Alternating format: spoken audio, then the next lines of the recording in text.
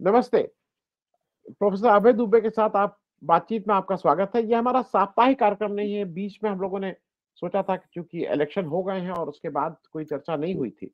और जी, हम लोग चाह ये रहे थे कि एक बार अ, बीजेपी के चीफ मिनिस्टर लोग भी डिक्लेयर हो जाएँ तब एक साथ सामूहिक चर्चा की जाए, लेकिन लगता है कि उसमें टाइम लगेगा। प्रोफेसर साहब, संडे को ज मतगणना हुई और मतगणना में तो भई जितना हम सब लोगों को पता था और जैसा हम लोग सोच रहे थे, उससे उलट ही एक तरह से हुआ है और ख़ास करके छत्तीसगढ़ का जो इलेक्शन रिज़ल्ट था और मध्य प्रदेश में जिस तरह से क्लीन स्वीप हुई।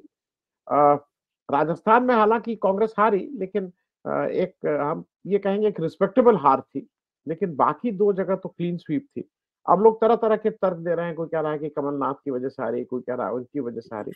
लेकिन बिल्कुल अप्रत्याशित था छत्तीसगढ़। तो शुरुआत करते हैं छत्तीसगढ़ से प्रोफ़ेसर साहब। छत्तीसगढ़ में क्या हुआ? मतलब कुछ समझ में नहीं आया। देखिए करीब अब छत्तीसगढ़ में वोट पड़ने के 15-20 दिन पहले से मैंने ये कहना शुरू कर दिया था और मुझे यकीन है कि मैंने पब्लिक इंडिया के मंच पे भी कहा था कि भूपेश बघेल की सरकार के खिलाफ एंटी इनकम्बेंसी है। लेकिन भारतीय जनता पार्टी चूंकि ठीक से चुनाव वहां नहीं लड़ रही है, इसलिए उनकी राह जीत की राह खुल गई है उनकी। ये मैंने कहा था। और छत्तीसगढ़ के रायपुर के अपने पत्रकार मित्रों से बातचीत करने के बाद और उन्होंने खुद जो विश्लेषण किए थे, उन विश्लेषणों से भी स्पष्ट था कि भूपेश बघेल की जो छवि यहाँ दिल्ली के मीडिया में बनाई जा रही है, या रेटिंग एजेंसियों ने बनाई है, या सर्वे एजेंसियों ने बनाई है, वो छवि पूरी तरीके से ठीक नहीं है। वो छवि भूपेश बघेल की सबसे बड़ी खूबी ये है कि उन्होंने अपनी सरकार की असली स्थिति को ना तो पत्रकारों तक पहुंचने दिया, उसके लिए उन्होंने कोई भी हथकंडा अपनाया हो, ना ही कांग्रेस आला कमान तक पहुंचने दिया। कांग्रेस आला कमान इसलिए एक एक एक तरह की भ्रामक छवि बनी और उस भ्रामक छवि के तहत भाजपा समर्थकों ने भी मान लिया। देखिए, इस काम में वो इतने कामयाब रहे कि भाजपा समर्थकों ने भी ये मान लिया कि जीतेंगे भूपेश बघेल ही, कम ज्यादा हो सकता है, पहले सीटें कम हो जाएंगी वगैरह वगैरह, इस तरह की बात कहती रही। मेरे कई मित्र जो कि टीवी में मेरे साथ आते हैं, लेकिन जो बिल्कुल विचारधारात्मक रूप से भाजपा समर्थक है, उन्होंने मुझसे खुद कहा कि भाई देखिए, छत्तीसगढ़ तो तय है कांग्रेस को जाना, बाकी जगहों पे जो है वो विचार हो सकता है कि किसको जाएगा किसको नहीं जाएगा। तो अंत में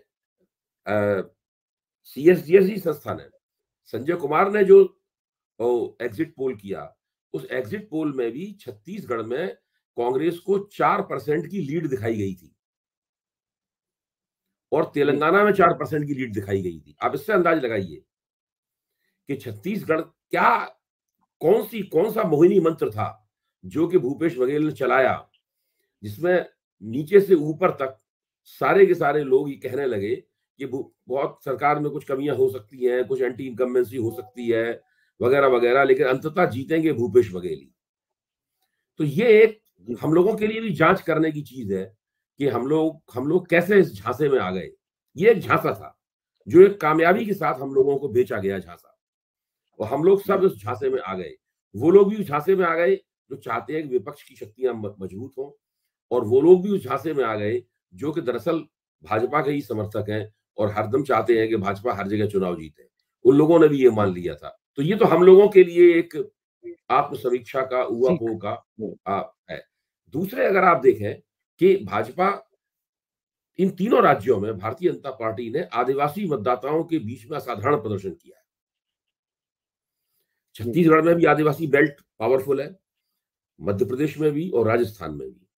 इसका सीधा मतलब यह है कि जो द्रौपदी मुर्मू को राष्ट्रपति बनाने का जो एक प्रतीकात्मक कदम उठाया है नरेंद्र मोदी ने और भारतीय जनता पार्टी ने, उसको वो आदिवासी समुदायों में उसको भुनाने में बहुत कामयाब रही।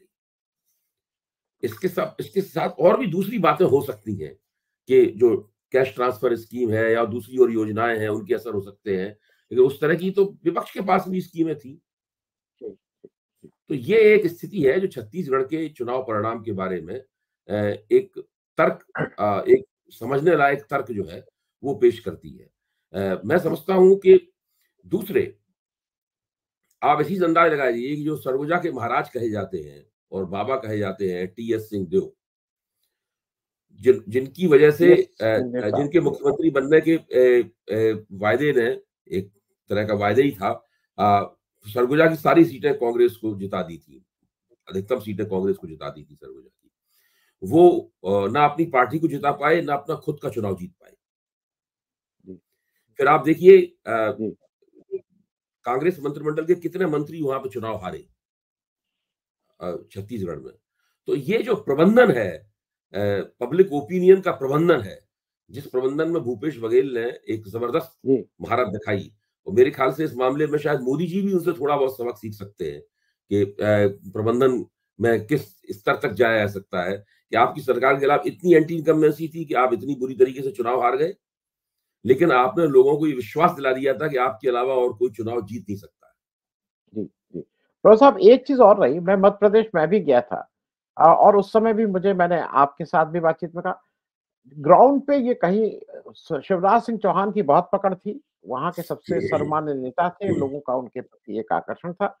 लेकिन फिर भी ऐसा लग रहा था कि शायद मतलब चुनाव आते-आते शायद कांग्रेस उसको थोड़ा बेटर कर लेगी। अ, मध्य प्रदेश की जीत को मुख्य रूप से भाई मैं जैसे देख रहा हूँ वो शिवराज सिंह चौहान की का उसमें एक बड़ा कंट्रीब्यूशन है उस जीत पे। इस पे ज़रा आपको क्या लगता है? मैं ये मानता हूं कि मध्य प्रदेश में भारतीय जनता पार्टी जीती नहीं है, मध्य प्रदेश में कांग्रेस हारी है, और कांग्रेस इतनी बुरी तरीके से हारी है, उसमें कांग्रेस की पराजय में कांग्रेस का ही बहुत बड़ा योगदान है। मैं इसके एक आप छोटे-छोटे उदाहरण आपको देता हूं। कांग्रेस ने ये एक थीसिस बनाई थी कि हम जो क्षेत्रीय नेता हैं उनके ऊपर भरोसा करेंगे और उनके हाथ में हम चुनावी मुहिम की लगाम देंगे। इसका मतलब ये कतई नहीं होना चाहिए था कि उनको उस इलाके का हाई कमान बना दिया जाए। यानी भूपेश बघेल अपने इलाके के हाई कमान थे, कमलनाथ अपने इलाके के हाई कमान थे और अशोक गहलोत अपने इलाके के हाई कमान थे। और वो इतने ज्यादा हाई कमान थे कि जो केंद्रीय हाई कमान था उसकी वो ना कोई बात मानते थे, ना कोई सुझाव मानते थे, ना किसी उसकी योजना पर अमल करते थे, ये तीनों लोग। एआईसीसी ने अपना ऑब्जर्वर, पहला ऑब्जर्वर मध्य प्रदेश में भेजा, वो कौन था? मुकुल वासनिक। कुछ ही दिनों में उन्हें लग गया कि उनकी एक भी नहीं चल रही है, उनकी कोई सुनता नहीं है, उनको तिरस्कार और अपमानित भी होना पड़ता है, तो उन्होंने कहा भाई हमें वापस बुला लीजिए। उनको वापस बुला लिया गया। फिर जयप्रकाश अग्रवाल को भेजा गया वहां पे। जयप्रकाश अग्रवाल का भी यही हश्र हुआ, वो भी वापस आ गए। फिर तीसरे ऑब्जर्वर वहां पे गए, सुरजेवाला साहब। सुरजेवाला साहब वहां टिक गए क्योंकि उन्होंने कमलनाथ के निर्णयों पर आंख बंद करके मोहर लगाना जारी रखा। तो इलाके की पूरी कोई इलाके की कोई कोई फीडबैक जो है वो कांग्रेस आला कमान को मिला नहीं। मिलता भी तो आला कमान कर क्या लेता?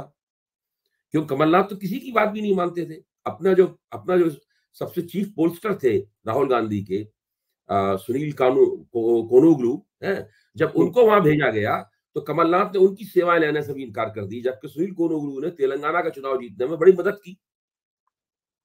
कमलनाथ ने कहा हम अपनी एजेंसियों से काम लेंगे। अच्छा, बूथ लेवल के ऊपर कांग्रेस का इंतजाम बहुत ही बुरा था। कांग्रेस का जो कार्यकर्ता था वो अपने आप को दरिद्रता की स्थिति में महसूस कर रहा था। संसाधन नहीं थे उसके पास कतई। भारतीय जनता पार्टी वैसे भी संगठन के स्तर पर तगड़ी है मध्य प्रदेश में, उसका बहुत पुराना काम है, जनसंघ के जमाने का काम है। और उसके मुकाबले जब आप इस तरीके से चुनाव लड़ेंगे, दूसरे मैंने पहले ही कहा था कि आदिवासियों ने कांग्रेस का साथ छोड़ दिया पूरी तरीके से। तो इन तमाम कारणों से मिलके 8% के आसपास की एक लीड जो है, बहुत ही जबरदस्त लीड भाजपा ने वहां पर प्राप्त कर ली। दूसरे जो भाजपा के मुख्यमंत्री थे, निवर्तमान मुख्यमंत्री थे शिवराज सिंह चौहान, उनकी अपनी छवि बहुत अच्छी थी, ये तमाम रेटिंग एजेंसियों में भी निकल के आ रहा था। दूसरे, कमलनाथ कोई जननेता नहीं है, इस बात को सब कोई जानते हैं। वो एक अमीर आदमी है जो कि कांग्रेस की राजनीति में संजय गांधी के जमाने से है, संजय गांधी के आदमी थे उसके जमाने से है। उन्होंने अपने आप को एक तरह से अघोषित रूप से मध्य प्रदेश का हाई कमांड डिक्लेयर किया और दिग्विजय सिंह उनके साथ बने रहे। दिग्विजय सिंह भी मोटे तौर पर थोड़े बहुत दोनों के बीच में कुछ मतभेद थे, लेकिन उनकी ही बात मानते रहे। मैं ये मानता हूं, ये अगर आरोप लगाया जा रहा है कि कमलनाथ ने सब कवाड़ा किया, तो ये आरोप बिल्कुल सही है। वरना मध्य प्रदेश में कांग्रेस चुनाव जीत सकती थी। 18 साल की पुरानी सरकार की एंटी इनकम्बेंसी थी। मुख्यमंत्री भले ही कितना लोकप्रिय हो, लेकिन उसका असर नहीं दिखाई पड़ा। क्यों नहीं दिखाई पड़ा? क्योंकि कांग्रेस उस असर को भुनाने में पूरी तरीके से नाकाम रही। जी, जी। मैं तो साहब एक चीज़ और जो मुझे लगता है राजस्थान के में हम्म। अशोक गहलोत सारे कांग्रेसी मुख्यमंत्रियों में सबसे सबसे अच्छा परफ़ॉर्म करने वाले और अच्छी बात ये थी कि इस बार वो चुनाव में अपने काम पे वोट माँग रहे थे। वो कह रहे थे भई मैंने इतनी गारंटीज़ पूरी की, मैंने ये काम किया और काम भी दिख रहा था। वहाँ पे अ, मोदी जी ने कन्हैया लाल वाले इश्यू को बहुत ज़्यादा प्ले किया, बहुत ओवर प्ले किया। हर उसमें जाते थे, हम लोग को लगता था ये कन्हैया लाल कर रहे हैं, क्या ठीक है। लेकिन ध्रुवीकरण पूरे चुनाव में वो ध्रुवीकरण तो नज़र आया।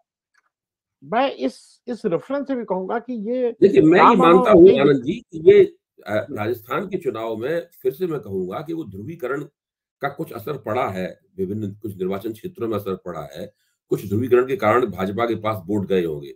लेकिन मेरा प्रश्न ये है, क्या कांग्रेस ध्रुवीकरण के कारण हार गई? अशोक गहलोत का आखिरी जो वक्तव्य था कि अगर हिंदू कार्ड नहीं चला, कम्युनल कार्ड नहीं चला तो हम जीतेंगे, यही तो उन्होंने कहा था। जी, मैं जी। फिर अब देखिए, जो वोटर पिछली बार अशोक गहलोत के पास गए थे वो कहाँ गए? क्या गुर्जरों ने ध्रुवीकरण के कारण कांग्रेस को वोट नहीं दिया? नहीं, वो तो क्या झगड़े पे गए। मीणाओं ने ध्रुवीकरण के कारण कांग्रेस को वोट नहीं दिया? क्या आदिवासियों ने ध्रुवीकरण के कारण कारण कांग्रेस को वोट नहीं दिया? क्या जाटों के वोटों में जो जबरदस्त स्प्लिट हुआ, वो क्या ध्रुवीकरण के कारण हुआ? चुनाव को मेरा देखने का हमेशा तरीका है कि मैं सामाजिक समुदायों का जो वोटिंग बिहेवियर है उसको उसकी तरफ नजर डालता हूं। उससे वास्तव में ग्राउंड की बात पता लगती है, जमीन की बात पता लगती है कि वो लोग क्या सोच रहे हैं और किधर शिफ्ट। भाई 2018 में क्या बात थी जब इन सारे मतदाताओं ने वोट दिया था उसको। दूसरी बात, राहुल गांधी का कौन सा सुझाव अशोक गहलोत ने माना? एक सुझाव के बारे में आप हमें बताइए। राहुल गांधी ने यानी कांग्रेस आला कमान ने उनसे साफ तौर पे कहा था कि आप अधिकतम टिकट अपने निवर्तमान विधायकों के काटिए। अगर आप नहीं काटेंगे तो आपका नुकसान होगा। अशोक गहलोत ने उनकी कोई बात नहीं मानी। उनके कितने सारे मंत्री चुनाव हार गए अशोक गहलोत के। जी, अच्छा, अब आपका अशोक गहलोत तर्क है भाई इन्होंने हमें सरकार बचाने में मदद की। तो यहां पर कांग्रेस आला कमान की भूमिका निकल के आनी चाहिए थी। भाजपा आला कमान इस तरह के तर्कों पर ध्यान नहीं देता। भाजपा आला कमान होता, वो कहता टिकट काटो सबके, हम देंगे नहीं टिकट इनको। तो होते कौन हो ये कहने वाले? हम अगर चुनाव जीतना है तो इन सबके टिकट काट दो। जिनके टिकट काटे जाते हैं वो भी परेशान करते हैं, नुकसान करते हैं, लेकिन इन लोगों का तो चुनाव हारना बिल्कुल तय था। बिल्कुल। जी, जी, तो ये जो पूरी परिस्थिति बनी है, जिसमें तीनों प्रदेशों में जो कांग्रेस के चेहरे थे, उन चेहरों ने खुद को आला कमान बना लिया। केंद्रीय आला कमान उन्हें अनुशासित नहीं कर पाया। अच्छा, दूसरे कांग्रेस का जो नैरेटिव है, जैसे जातिगत जनगणना है, जैसे मोदी अदानी है, ये क्या कांग्रेस के कार्यकर्ताओं ने सवाल उठाया? क्या कोई कांग्रेस कार्यकर्ता जातिगत जनगणना की बात करता हुआ पाया गया? क्या कोई किसी कांग्रेस के कार्यकर्ता ने मोदी अदानी राजस्थान में और छत्तीसगढ़ में तो अदानी के खिलाफ उन लोगों ने भूल भूल से भी मुंह से एक लफ्ज नहीं निकाला? तो कांग्रेस का जो नैरेटिव है जिसको वो 2024 में ले जाना चाहती है, इन तीनों राज्यों के चुनाव में उस नैरेटिव की भी परीक्षा नहीं हो पाई। जबकि चुनावी जी, मैदान जो है अपने नैरेटिव को, जिसको आप आगे और बढ़िया बना के झाड़ पहुंच के और ज्यादा फाइन ट्यूनिंग करके उसको पेश करेंगे राष्ट्रीय मंच पे, उसकी परीक्षा हो सकती थी। जी, तो वो परीक्षा भी नहीं हो पाई यहाँ पे।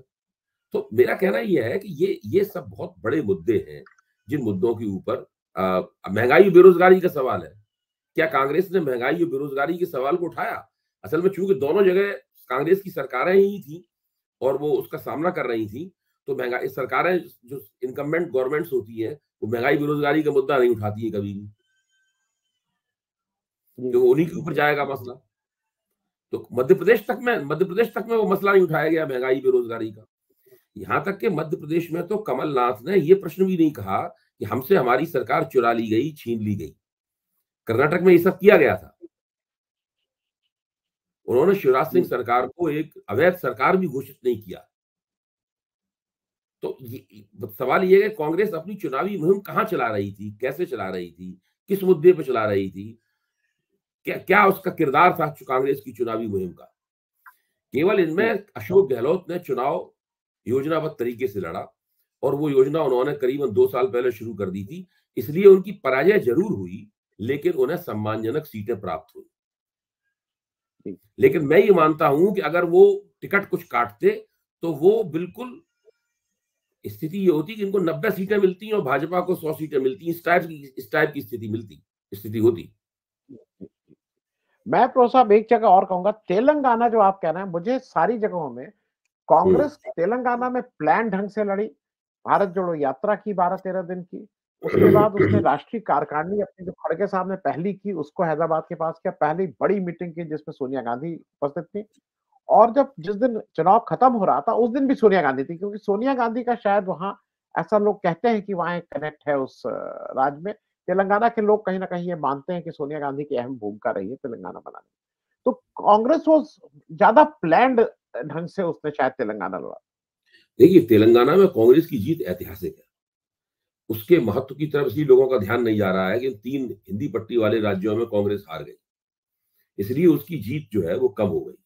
अब वहाँ रेवंत रेड्डी को बनाया गया है। अब रेवंत रेड्डी जो बयान वगैरह दे रहे हैं मुख्यमंत्री बनने के बाद में, वो बयान तो उन्होंने अपनी ऐसा लगता है उन्होंने अपनी छवि को पहले दिन से ही उन्होंने डैमेज करना शुरू कर दिया। अब उन्होंने एक बयान ये दिया है कि केसीआर तो बिहारी है, केसीआर का डीएनए बिहारी है, मेरा डीएनए तेलंगाना वाला है, तेलंगाना का डीएनए बिहारी डीएनए से अच्छा होता है। इस प्रकार की बातें वो करने लगे हैं शुरू से। अब यहीं पे मैं कहता हूं बार बार कि कांग्रेस आला कमान की भूमिका स्पष्ट होकर आनी चाहिए। किसी सूबेदार को, किसी छत्रप को चुनावी मुहिम की बागडोर देना अलग बात है। उसको ये आश्वासन देना कि अगर जीत गए तो आप ही को मुख्यमंत्री बनाएंगे, आप ही हमारे चेहरे हैं, ये बात करना अलग बात है। उसको ये वीटो राइट नहीं दिया जा सकता कि वो केंद्र की सारी बातों को वीटो कर दे। कमलनाथ तो सबकी बातों को वीटो कर देते थे। अशोक गहलोत किसी की बात नहीं मानते थे। भूपेश बघेल का मानना था कि वो एक तरह छत्तीसगढ़ के प्रधानमंत्री हैं। तो ये जो पूरा माहौल बनता है, इसमें क्या है, भारतीय लोकतंत्र में ये बड़ी बुरी स्थिति है। भाजपा के भी आला कमान की और क्षेत्रीय नेताओं का समीकरण बहुत खराब है। उसमें आला कमान उनको पूरी तरीके से अंतर्ध्यान कर देता है। कांग्रेस में भी आला कमान और क्षेत्रीय नेताओं का समीकरण खराब है। उसमें क्षेत्रीय नेतृत्व आला कमान को अंतर्ध्यान कर देता जी, जी, है। मतलब दोनों के बीच में संतुलन होना चाहिए, एक डेमोक्रेटिक बैलेंस बनना चाहिए। वो बैलेंस लापता है। जी। तो साहब उसके भी एक थोड़ा बात कर लें मिज़ोरम की, क्योंकि जी, मिज़ोरम में जैसी एजेंसीज़ ने कहा था, ज़ेडपीएम को बिल्कुल क्लियर कट मैंडेट मिला जी। और उसको ऐसा रीड किया जा रहा है कि वो लोगों का एनडीए, मतलब चूँकि एमएनएफ एनडीए के साथ रही थी, उस गुस्से का भी इज़हार था कि भई आप एनडीए बिल्कुल के साथ सही है। हैं तो। यही बात है। ये मणिपुर का जो पूरा प्रकरण हुआ, जो आज तक जारी है। मणिपुर में हिंसा लगातार जारी है। अरे! वहाँ लाशें मिल रही हैं। और अभी तो बहुत बड़ा हुआ, 13 लाशें एक साथ मिली हैं भई। 13 लाशों वाला प्रकरण हुआ। तो मणिपुर प्रकरण का भाजपा को पहला प्रकट राजनीतिक नुकसान है। अब इसके नुकसान और कितने होंगे? क्योंकि मणिपुर प्रकरण ने पूरे उत्तर-पूर्व को प्रभावित किया है। और जितना भाजपा ने कांग्रेसियों को अपनी ओर फोड़कर, बड़े नेताओं को और फोड़कर जो पूरा माहौल अपने लिए बनाया था, वो माहौल इस वक़्त मैं समझता हूँ संकट में है। भाजपा अभी तक इस बात को समझ नहीं रही है और उसे कोई ना कोई काम ऐसा करना पड़ेगा, जिससे वो इस संकट से निपट पाए। जी। तो साहब एक चीज़ और जो मैं ज़रा कहूँगा, अ, हुँ, जब संडे को ये इस समय जब मतगणना चल रही थी, तो 12-1 बजे तक करीब-करीब स्पष्ट हो गया था कि बीजेपी हुँ, कहाँ जा रही है और कैसे हुँ। सरकार बना रही जी, जी। है। हालाँकि पहले झुटके में भई झूठ क्यों बोले, वो थोड़ा टाइम लगा ये समझने में कि कांग्रेस को वोट खूब मिले हैं। पाँचों राज्यों का देखिए तो कांग्रेस को करीब 11 लाख ज़्यादा वोट मिले हैं उसको बीजेपी से। देखिए, कांग्रेस को 40। ये जो आंकड़ों की कलाकारी मैंने भी देखा है। योगेन जी जी, बहुत अच्छे समीक्षक हैं।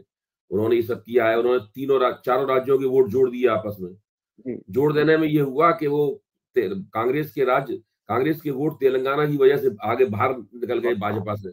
और ये वो तर्क पेश कर रहे हैं। उनका ये तर्क तो काम का नहीं है कुछ भी, हैं? उनका एक दूसरा तर्क काम का है। उसपे हम लोगों को गौर, वो योगेन जी का ही जी, तर्क है। जी। नहीं, योगेन नहीं जी ने मैं। ये तर्क योगेन जी ने ये तर्क दिया है कि कांग्रेस ने जो नेशनल नैरेटिव बनाना शुरू किया था, वो इन राज्यों के इन चुनावों में गैरहाजिर क्यों था? जी, ये एक महत्वपूर्ण बात है। अब अगर 2024 में मोदी को चुनौती देनी है, तो इन्हें एक नैरेटिव लेके सामने आना होगा। ये किसी के चेहरे पर नहीं चुनाव जीत सकते। ये मल्लिकार्जुन खड़गे का चेहरा लगाकर या राहुल गांधी का चेहरा लगाकर या सबके चेहरे एक साथ उसमें होर्डिंग पे लगाकर नहीं चुनाव जीत सकते। मैं प्रो साहब एक और चीज कह रहा था। मैं ये कह रहा था कि मोर और लेस कांग्रेस 40% के आसपास रही है, तो ये नहीं कहा जा सकता कि कांग्रेस वाइप आउट हो गई है। नहीं, वाइप आउट बिल्कुल नहीं हुई, बिल्कुल नहीं हुई। कांग्रेस को बहुत वोट मिले हैं। मेरा प्रश्न दूसरा था। मेरा प्रश्न ये था कि मैंने उस दिन संडे को देखा, उसके बाद फोन भी लगातार 2-3 दिन तक लोगों के आते रहे। मतलब सारे लोग टूट पड़े थे राहुल गांधी के ऊपर। उसको पता था, उसको पता ही नहीं है, उनको वो है, कुछ एक्सपीरियंस नहीं है। वाह। एक दूसरा, जितना बीजेपी खुश थी, बिना कहे ऑपोजिशन की कुछ पार्टियां ये इनडायरेक्टली कह रही थी, अरे औकात पता लग गई, औकात में आ जाएंगे, कि बहुत वो थे, बहुत। मुझे लगता है कि आज जहां देश खड़ा है, और अगर जो भी कारणों से ये लगता है कि बीजेपी की को रिप्लेस होना चाहिए, उसमें मुझे एक नंबर पे सबसे आगे राहुल गांधी खड़े हुए दिखाई देते हैं। मैं प्राइम मिनिस्टर पद की बात नहीं कर रहा हूं, मैं नेतृत्व की बात कर रहा हूं कि विपक्ष का नेतृत्व राहुल गांधी से बेहतर मुझे नहीं लगता है कि उनके पास कोई और ऑप्शन है।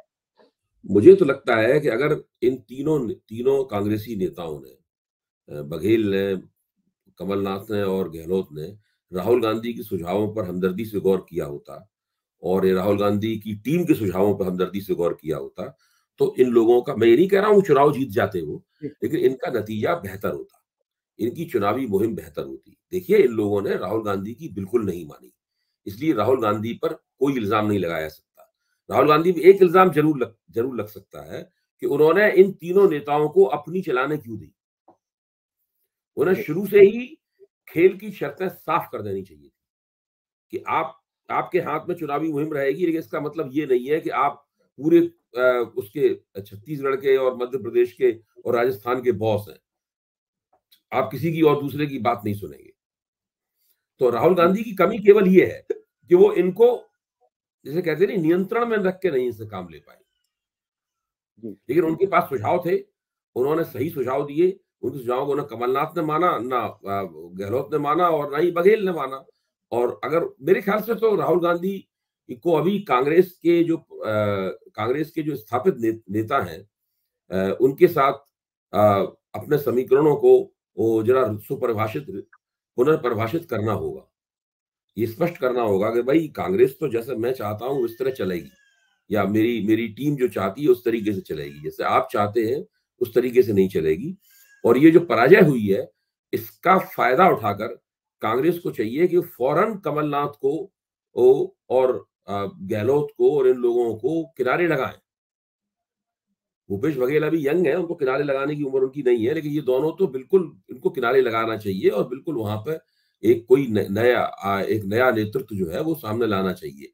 इन लोगों ने काफी प्रयोग कर लिए।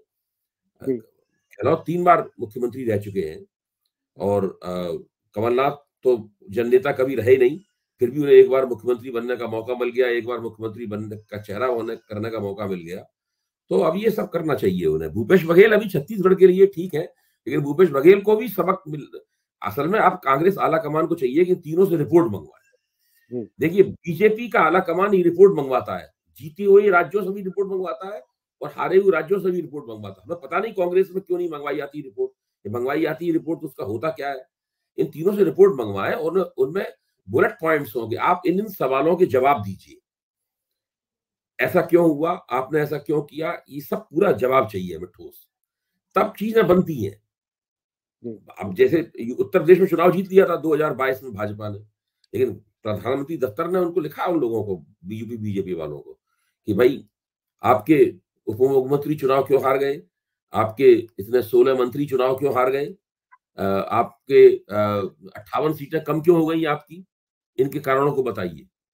तो उन्होंने 80 पेज की रिपोर्ट बना के भेजी, जो बहुत ही मानीखेज रिपोर्ट है। ये कांग्रेस को भी मंगवानी चाहिए वहां से रिपोर्ट। तो साहब एक चीज और बता दीजिए, आपने कई बार हम लोगों के इस चैनल पे बात हुई और आपका ये कहना था कि जब एक बार चुनाव सेटल हो जाए, खत्म हो जाएगा, तो इंडिया गठबंधन के जो आपसी वो छोटे मोटे नुक्ताचीनी वो अपने आप सेटल हो जाएंगे और लार्जर उसमें लोग लड़ेंगे। हाल के दिनों में जैसा हो रहा है वो लग रहा है थोड़ा ज्यादा टाइम लग रहा है उसको सेटल होने में। नहीं, देखिए, उसमें टाइम हो सकता है, थोड़ा ज्यादा टाइम लगे। अब आप देखिए, अखिलेश यादव ने या आम आदमी पार्टी ने इन राज्यों में चुनाव लड़के क्या पाया, मैंने इनकी वोटों का पता लगाया वेबसाइट खोल के, है। आम आदमी पार्टी को और समाजवादी पार्टी को इन राज्यों में दोनों के वोट मिला दिए जाए तो नोटा से कम है। कहीं भी इनको आधा % वोट भी नहीं मिला है। ये तो हालत है इन लोगों की। इसलिए इनके चुनाव लड़ने से वहां चुनाव नतीजे में कोई असर नहीं पड़ा। इनकी वजह से नहीं कांग्रेस हारी है वहां। और ये इनको भी पता लग गया होगा कि इनकी कैंपेन का कोई महत्व नहीं था। पब्लिक ने इनकी कैंपेन की तरफ कोई ध्यान नहीं दिया। देखिए, इन सब लोगों को इंडिया मोर्चे में आना होगा। अगर ये नहीं आएंगे तो अपने अपने क्षेत्रों में 2024 में इनकी बड़ी पिटाई होगी। अगर इनमें आप खुदकुशी की इच्छा होगी तो नहीं आएंगे। अगर जिंदा रहना चाहते हैं राजनीतिक रूप से तो आएंगे। अब तो देखिए, मैं कहता हूं अगर कांग्रेस तीनों राज्य जीत जाती तो हो सकता है उससे एक बहुत बड़ा मुगालता पैदा होता। अब तो मुगालते खतरा तो बीजेपी को है। इन लोगों को तो मुगालते कोई खतरा ही नहीं रहा। नहीं, मैं क्योंकि एक चीज और हुई, मैं इस बात को इसलिए कह रहा हूं कि अखिलेश जी बार बार इस तरह के, इस चुनाव के बाद इस तरह के जो स्टेटमेंट दे रहे हैं, वो ओवरऑल कहीं ना कहीं आम आदमी की हिम्मत को वो करता है। जो जो बीजेपी के विपक्ष में खड़ा हुआ वोटर है, उसको लगता है बड़ा झगड़ा कर रहा है आपस में, ठीक नहीं हो रहा है, तो उसको एक तो उनको तत्काल बंद करना चाहिए।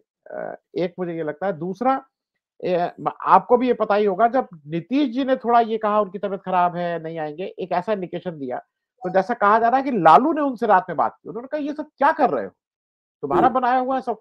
नेक्स्ट डे फिर वो आए प्रेस के सामने और उन्होंने कहा मेरा बनाया हुआ है। फिर उन्होंने कांग्रेस को भी डिफेंड किया कि इतने वोट पाए हैं, ऐसा नहीं है। ये कोई अखिलेश जी को ये कहने वाला कोई नहीं है कि भाई तुम अपना नुकसान कर रहे हो। देखिए, अखिलेश जी ने अपने राजनीतिक जीवन में सबसे ज्यादा अच्छी राजनीति पिछले 2022 के विधानसभा चुनाव में की थी और उसके उन्हें अच्छे नतीजे भी मिले। वो चुनाव नहीं जीत पाए, लेकिन उन्हें अपने पिता के जमाने से भी ज्यादा अच्छे वोट मिले। उससे भी ज्यादा उन्हें अल्पसंख्यकों का वोट मिला। पिछड़ी जातियों की बड़ी एकता उन्होंने स्थापित की। पिछड़ी जातियों ने वोट दिया, लेकिन बीजेपी ने खुद स्वीकार किया है कि पिछड़ी जातियों ने हमें उतना वोट नहीं दिया। तो ये एक अखिलेश, उससे पहले और उसके बाद में उन्होंने ऐसा कुछ नहीं किया है जो उल्लेखनीय है सकारात्मक रूप से। तो अब उन्हें फिर से उसी मोड में जाना पड़ेगा जिस मोड में वो 2022 में थे। मैं फिर बार बार कहता हूं, अगर इन लोगों में खुदकुशी की इच्छा होगी तो इनको मरने से कोई रोक नहीं सकता है। हाँ, और अगर नहीं है इच्छा, जिंदा रहने की इच्छा है, तो ये सब लोग इनके पास एक ही विकल्प है, इंडिया गठजोड़ में आए और मिलजुल कर लड़ाई करें, साझा कार्यक्रम बनाएं, न्यूनतम साझा कार्यक्रम बनाएं, उसी कार्यक्रम को अपना भी घोषणा पत्र घोषित करें, सब लोग एक आवाज में बोले, राष्ट्रीय मंच से भाजपा के समांतर एक ही पूरा नैरेटिव जो है वो पैदा हो। मैं चलते चलते बस एक अंतिम बात, और आप बार बार इस मंच पे आपने एक चीज कही है कि चाहे अगर बीजेपी जीतती भी है मध्य प्रदेश तो शिवराज सिंह चौहान मुख्यमंत्री नहीं बनेंगे। अब जितना लेट हो रहा है उसमें लग रहा है कि वो मुख्यमंत्री की दौड़ से बाहर होते जा रहे हैं, ऐसा अभी तक लग रहा है। अब बन जाएंगे तो बात दूसरी है। मतलब भाजपा जिस तरह की जीती उससे एक बार ये लगा था, जिस वक्त काउंटिंग चल रही थी, हालांकि मेरी तबीयत उत्तरोत्तर उसी वक्त खराब होने लगी थी दोपहर के बाद में, लेकिन मैं लगातार शाम तक वहां जमा रहा। और शाम को आने के बाद जब फीवर चढ़ी आया तो घर चला आया, वरना मुझे और भी देर तक रहना चाहिए था। तो वहां पे जो बातचीत यही हो रही थी कि शायद शिवराज सिंह चौहान को मौका फिर से मिल जाए। लेकिन अगर मेरे ख्याल से उनको मौका मिलता तो इसी सिद्धांत के तहत मिलता कि भाई लोकसभा चुनाव में भाजपा को एक टेस्टेड लीडरशिप चाहिए, एक ऐसा नेतृत्व चाहिए जो कि तजुर्बेकार है, जिसने बार बार अपने आप को साबित किया है। तो अगर ये थीसिस भाजपा आला कमान अपनाएगा तो वो शिवराज सिंह चौहान को मौका देगा। फिर ये थीसिस अपनाएगा तो वसुंधरा राजे को भी मौका मिलेगा। हाँ, तो ये थीसिस अपनाने में हो सकता है रमन सिंह को भी मौका मिल जाए कि अगर मैं बदलना होगा मुख्यमंत्री तो हम लोकसभा चुनाव के बाद बदल देंगे। अब ये सवाल इस बात का है कि अगर ये थीसिस भाजपा आला कमान के दिमाग में होती तो अभी तक उसने फैसला कर दिया होता। मुझे लगता है कि वो लोग कुछ और सोच रहे हैं। बहुत-बहुत धन्यवाद प्रोफ़ेसर साहब बात करने के लिए और कल हम लोग फिर से एक बार अपने रेगुलर कार्यक्रम में पूरे हफ्ते की बातचीत करेंगे। Thank you so much. बहुत-बहुत धन्यवाद।